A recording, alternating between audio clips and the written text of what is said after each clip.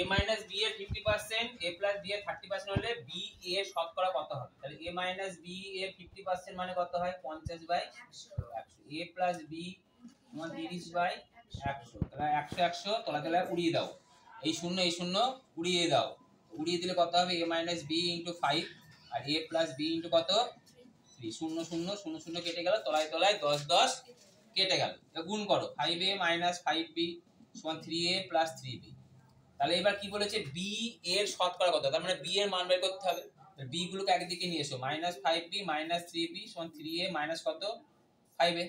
তাহলে minus 8b সমান কত? Minus 2a। তাহলে কেটে দিলাম। তাহলে b সমান কত? 2a বাই কত? 8। 4 দোকানে 8। উত্তর কি বলেছে? শতকরা। তার মানে কত দিয়ে গুণ করবে? 100 দিয়ে পার্সেন্ট করে দাও। কত পার্সেন্ট হলো? 25% অফ কে?